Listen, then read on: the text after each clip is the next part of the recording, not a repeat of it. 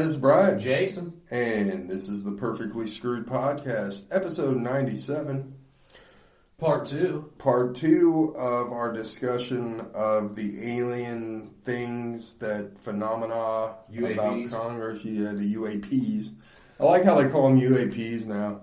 UFO was just, they had to have a new definition for them. So, the panel heard from Goresh, but like you said, Goresh didn't really have firsthand knowledge. But then there's Ryan Graves, who you talked about, and he was a former Navy pilot, and he spoke about his encounters with UAPs on a training mission. And then David Fravor, right? Yeah, right. Fravor, who spotted the famous tic-tac-toe video during a flight off the coast of California in 2004. And if you haven't seen the tic-tac-toe video, it's actually kind of cool because he filmed it because they had unidentified flying objects off the coast of California in 2004, and they sent them out there to figure out what they were. And this thing goes in a very strange pattern, almost like they call it tic-tac-toe video because what he filmed goes in kind of a tic-tac-toe-ish movement. It went down and up and over and up and down and up and over. And it was very weird to watch. And like Fravor said, none of them, no plane that he knew of could do that. They said that all three said that the current reporting systems are inadequate to investigate UAP encounters, and that there's still a stigma that still exists for pilots and officials who press for more transparency about their experiences.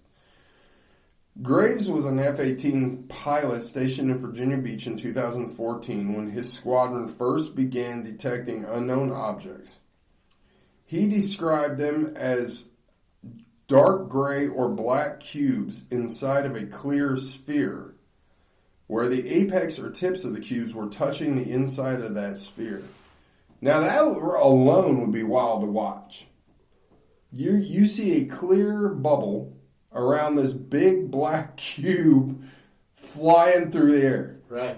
That's insanity. That almost sounds like the Borg off of Star Trek right there. You see the Borg come in. He said a fellow pilot told him about one incident about 10 miles off the coast in which an object between 5 and 15 feet in diameter flew between two F-18s and came within 50 feet of their aircraft. He said there was no acknowledgement of the incident or way to report the encounter at the time. UAP encounters, he said, are not rare nor are they isolated. If everyone could see the sensor and video data I witnessed, our national conversation would change, Graves said.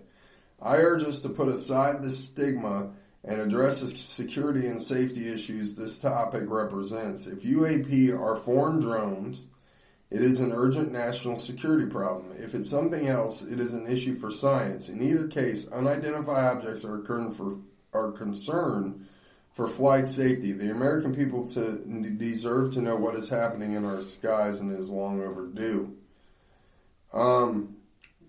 Fravor then recounted his 2004 encounter with an object off the coast of California. He told the subcommittee that he and another pilot spotted a smooth, seamless, oval-shaped object hovering above the water, and then it climbed very quickly to 12,000 feet in the air. It then accelerated and disappears.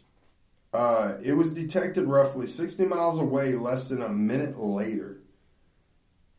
Do you know how fast you got to be going in less than a minute to go 60 miles? You got to be going pretty damn fast. Oh, absolutely. Yeah. So Fravor returned to an aircraft carrier and mentioned the objects to other pilots who were ready to take off, and they managed to get it on video. I think what we experienced was, like I said, well beyond the material science and the capabilities that we had at the time, or that we currently have. Or that we are going to have in the next 10 to 20 years. So, they're seeing these objects, spheres and cubes within the spheres. They can go 60 miles in less than a minute. They can accelerate 12,000 feet in a few seconds. I mean, there's nothing that we know of that can come close to that. Yeah, because I mean that's way past Mach 5. Well, not only that, like going that fast, like going from like basically a standstill to instantly that fast and then stopping. Yeah. Like, unless there's some kind of anti-gravity technology on board, human beings can't do that. It'll kill you. The G-forces would kill you. You know what I'm saying? Like, or any biological being for that matter. Yeah. Like your body can't endure the force. It'll crush you. Oh yeah, it would kill you. But like another, like I've said before, like the thing that worries me, that I question, is how it's all being talked about as a matter of national security. Out of all of these encounters and all of these people that have come forward and said they have seen these objects, I haven't heard anybody say that any of these objects have tried to attack anybody. You know, or use any kind of force, or you know what I'm saying, or have been a threat or a danger. Like we'll go after them, we'll go attack them. But I don't see just because there's something different out there doesn't mean it's a threat, and that it's a matter of national security. If it was a matter of national security, and these are advanced beings, you know what I mean, with technology that we have no fucking clue how it is. Yeah, if they wanted it to be a threat to us or a matter of national security to us, they would be. Mm-hmm. So, yeah, you know what I mean? It just seems like it's all building up to some kind of conflict, some kind of fight, some kind of war.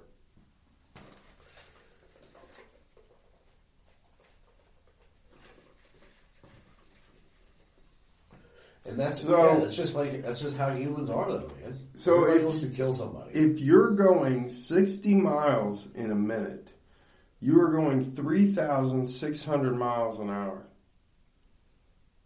That's nuts. Yeah. 3,600 miles an hour. That means it's like here to Hawaii in an hour. Yeah. Planes don't even travel that fast. No, absolutely not. No. We do not have the technology to go that fast. There's no way. So for a craft to go that fast and then accelerate 12,000 miles in straight up in just a few seconds, like you said, there has to be some kind of technology that we've never experienced. Yeah, and then to stop on a dime, because here's the thing. Think about it. If you're in a car doing 70 mile an hour and you hit a brick wall, you don't, just because you've hit the brick wall, you're going 70, you don't stop. Your vehicle hits the brick wall, but your body and your momentum is continuing to go forward at 70 mile an hour. It would be the same thing if you didn't hit anything. If you're going 3,000 some miles an hour and then you just stop on a dime, your momentum and the force of that, right? They call it G-force. It would kill you. Well, not only that. Your insides would literally pop out of your outside. Well, not only that. Okay? You gotta understand something. In physics, it takes twice the amount of energy to stop you, to slow you down, as it did to accelerate you. So, it takes twice the amount of force to stop a moving object to zero that it did to make it go. So, first of all, say you're going 3,600 miles an hour. It takes twice that amount of force to stop that object, and this object stopped instantly. Yeah. Instantly. So whatever it was using to propel itself is something we don't even understand at all. Correct. Because our normal propellants are something propels us. We only know propulsion through firing something right, out the back. Right, out the back, and it moves the object forward. Yeah. So this has to be something almost like, I would assume, pulling the object would make more sense. Of course. Something going forward, pulling you at that speed. I think what we're talking about, like I said, is anti-gravity and then some kind of warp drive. So it's just hard to imagine. It's hard for me to picture and to imagine. Space isn't empty. You know what I'm saying? There isn't it's not an empty space.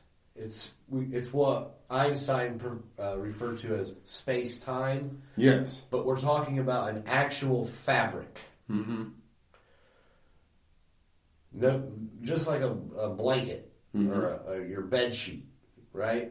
If me and you are holding your bed sheet up and you throw a bowling ball in it, that bowling ball is going to weigh that fabric down, right? Mm-hmm. Creating then a crater, basically. Yeah, curve.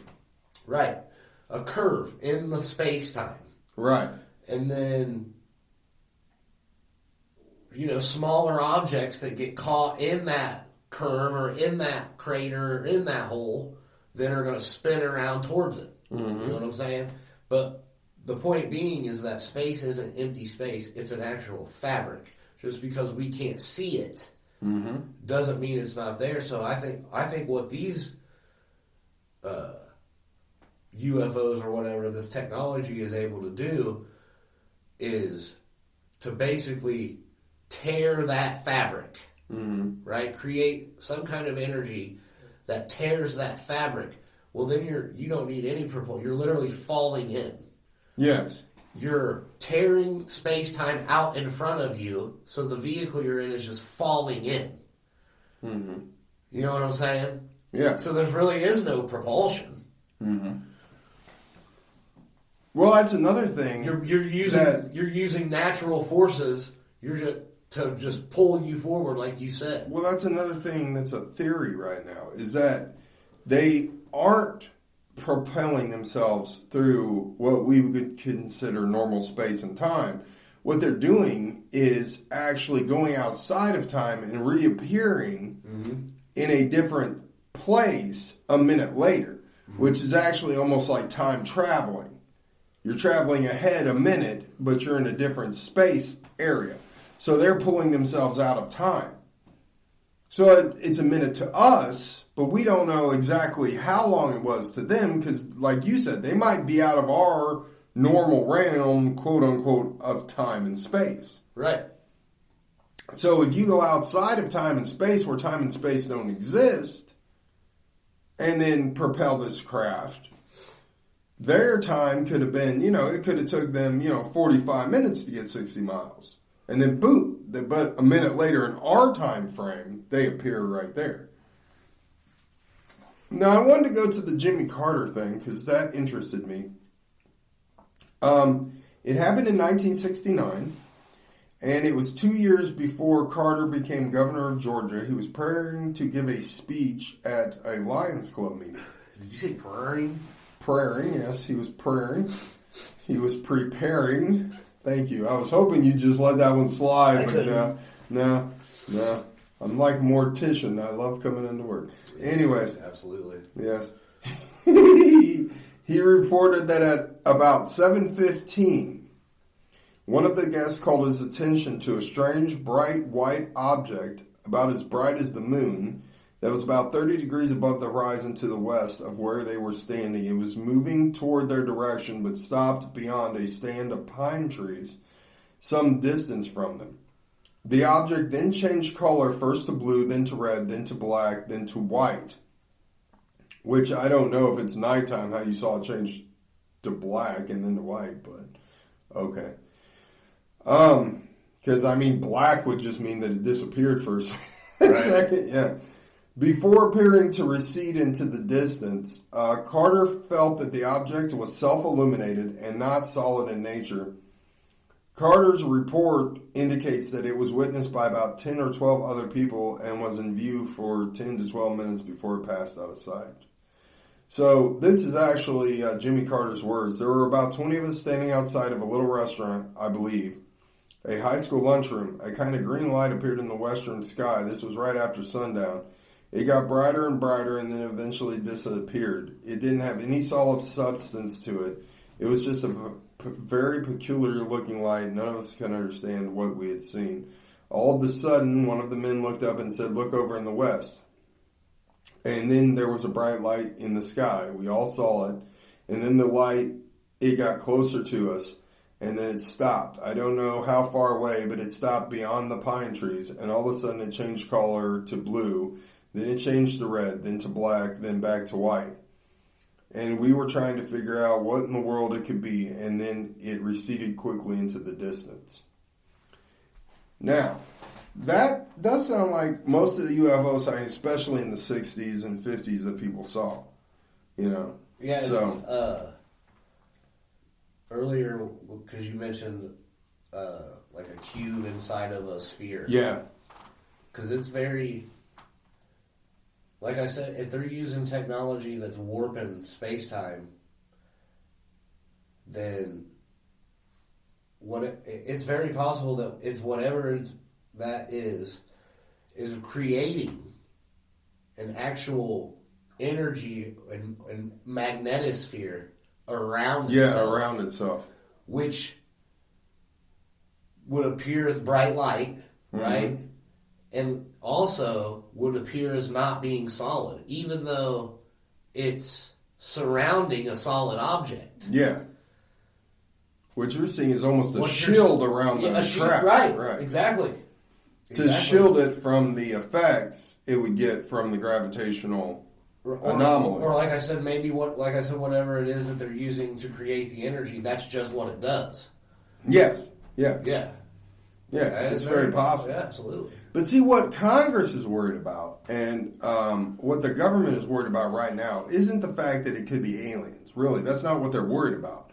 What they're worried about is that it's some kind of technology from another country spying on us. Right. And that's their main concern, is that China or Russia or one of these countries have technology that we don't know about, and they're sending drones or some other type of craft over here to spy on us, because they keep being seen around military bases, which is, again, odd. And I think what some people are worried about too is that it's not Russia's or China's, that it's literally ours. Yeah, yeah. Like people in our government, in our military, spying on us. Yeah. Are witnessing technology that's ours, but they don't even know about it. Right. That's possible too. Or it's like they said, they're reverse, or what they said during these Senate hearings, or Congress hearings, House hearings, whatever they were, that they were reverse engineering technology. So who's to say they're not doing test runs? Because look how many times they tested the atomic bomb on our own soil. Right. Before they came out with, we have the atomic bomb. Absolutely. So who's to say it's not our own government? Because, okay, if our government doesn't know what one hand of the government's doing, and they asked this guy, who was it, Gesh or whatever, what is his name again? David Grush. Yeah, they asked him how these programs were funded, and he said, well, there's a lot of money that goes through the government that's supposed to go to one thing and isn't going exactly there. Yep. Yeah, because they're lying to you. Yeah, absolutely. Because there's people controlling the government that we don't know about. And another thing I just thought about when you talking about reverse engineering, it was in the 80s, the late 80s. Mm-hmm. Bob Lazar, remember? He came out in the late 80s and said we have alien spacecraft. Yeah, he said all of this in the 80s. Alien bodies, and we're reverse engineering the spacecraft and their technology because I'm working on it. Yeah, and they call Bob Lazar a crazy person. Yeah. And he came out with this, like you said, in the 80s, he said the same thing this guy's saying. And over 30 years ago. They tried to run him out of the whole freaking system. Called him a nutbag, tried to discredit him, everything. Right. Yeah. And clearly, he was telling the truth back then. They've been doing this since the 30s and 40s. And they've been trying to figure out this technology since then. Well, who's to say they haven't finally figured it out? And see, that's the scary part, really, of all of this, is that we have branches of the government that are answering to no one. They have no oversight. Yeah. They have no one to answer to, and they are doing things that nobody else in the government, our elected officials who we elect, don't even have a clue what they're doing. And they're funneling a lot of it through private industry now. Well, there was a joke a comedian said a long time ago, and I think it was in the 80s or 90s, and he said, really, do you think it costs $15,000 for a stapler? He said, come on. Right. He said, $20,000 for a Post-it. He said, come on, let's be real. You know, the military asks for a budget, they give you these lists of things, and of course, they're overinflating the shit out of them. Yep, and it's, like I said, it's being sourced out through private industry and private business because in that case you can avoid the Freedom of Information Act. Correct. Yep. Well, they're avoiding the Freedom of Information Act anyways because they're not telling anybody about it in the government. How can you give information that nobody knows about except for a select few generals? Well, and there's the other thing, too, like, yeah, that's a good point, how many people actually know the truth? Right. You know, have even, maybe a handful even of inside people. the government, Yeah. right? You have a handful of guys that are running all these programs. Well, that's like MK Ultra. It was never a sanctioned program, was never known about by our president or our Congress or anything else. It was a program the CIA greenlit and didn't tell anybody about until some whistleblowers like this guy came forward and said, "Hey, they're brainwashing our own soldiers." Yeah. Hey, we're doing experiments on American citizens. And that leads to a bigger question, which is, who is it? Who are the select few that are actually running things and actually have all the information and actually pulling all the strings on this? Who's the one guy that says yes? Who is that guy? Because he's not elected, trust me. He's some guy that you will never find out who he is. And you'll never find out who he is. And it's also a possibility. The reason you don't know is because he ain't human. That's true. Very true. Very true. He could be one of these beings. Absolutely. Let's release a little bit of this information, guy. Right. Just so. And let's let him recover some biologics. Yeah. You know what I mean? Because they're not biologics. Yeah. They're fucking robots. Yeah. You know what I mean? So do what you want with them. We don't give a fuck. Right. Even if they are biologics. But dude, we're talking. They're sacrifices. We're talking about Eisenhower. We're talking about there's a story out there that Eisenhower met. Yeah, and made deals with extraterrestrial beings, dude. That was actually a theme of last year's American Horror Story. Basically, the deal is, you give us your tech, you teach us and give us technology, and you can do whatever the fuck you want, abduct whoever you want, do whatever fucking test you want. That even goes back to Tesla. Tesla even said that aliens were the ones who gave him the knowledge. Yeah. Of what he invented. He said, I didn't invent any of this. He said, I'm getting knowledge from extraterrestrials who are telling me how to invent this shit. It's coming from outside of me. Yeah. Right. And, it's interesting that all of a sudden, it was like almost overnight, we went from industrial, barely making shit, and then in the late 70s, early 80s, all of a sudden we had this huge bam of technology. Yeah. Cell phones, VCRs, computers, internet. All of this happened, if you think about it, in a very, very short time period. Right after Roswell. Yeah. And right after Cape Girardeau, Missouri was in 41. Right. Roswell was in 47. Right. Right? And and then all of a sudden... It's even reported that in 41 they took the wreckage from Cape Girardeau, and that's where the transistor was invented. Yeah. Which makes everything you're talking about possible. Right. And then all of a sudden, right after that, you also have microwave ovens. You have new advancements in refrigeration and new advancements in auto technology. And, think about medicine. Yeah. New advancements in medicine. Things that we thought could never be possible, all of a sudden are possible. Very, very quickly. Like I said, you think about it. We landed here on this country in what, the 1600s, right? 1776 was founded. Yeah, founded. But right. we landed about the 1600s, 1700s, early 1700s. All these years we're here, and we didn't figure any of this out. Barely figured out electricity. Barely got that off the ground. We're a young country. Right. I mean, think about, you know what I mean? Yeah, and think about, we're brand years new. before. Right. Right. And it's almost like, but within the last 50 years or so, And just bam, yeah. bam, we got all this technology that we never had before. And it also coincides with all these UFO sightings. Mm-hmm. Since the 20s and 30s, when all these people have been seeing UFOs and this and that, then all of a sudden we have all this technology we never had before. And they started making their appearance, right around the time that we set off nuke. We set off the atomic bomb. Yeah, once they found out. And it said that was, Yeah, once they found out we had nuclear capabilities. better go see what the kids are doing. Yeah, we better go see what they're doing because now they figured it out.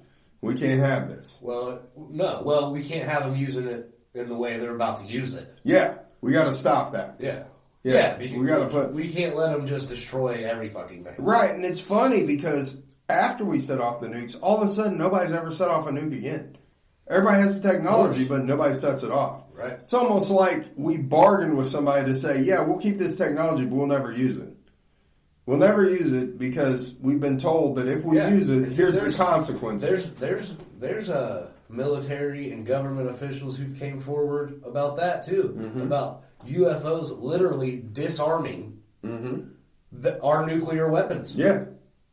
I think there's a deal that has been made that, hey, I'm going to tell you what, you shoot one more of these off and blow something up, and we're coming down to take care of the situation. All right, guys?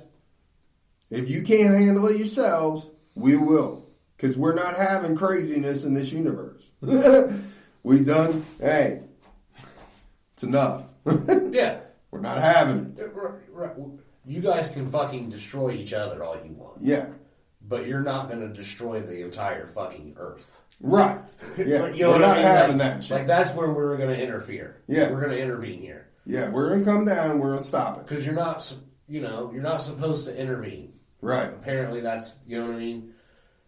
We can watch them, but don't intervene. They have to make their own free will decisions and choices. Unless they, you know what I mean, they start setting off new. Like I said, Then we gotta if stop they want to this kill thing. each other, if they want to kill each other off, that's fine. But we can't let them blow a fucking planet up. Yeah, we can't have the whole planet No. destroyed. No. That's where we draw a line. Period. Well, guys, I think this wraps us up. Stop by your local grocery market, freezer section, grab you a new Rapiso. We've got the Pizza Pocket version and the Bacon Ranch. Just a delectable item. Oh my God, I need to quit. I need to just wrap it up because obviously my speaking abilities this evening is not good. I'm tired. It's been a long week. But this wraps up part 2. And we will see you next time. Later.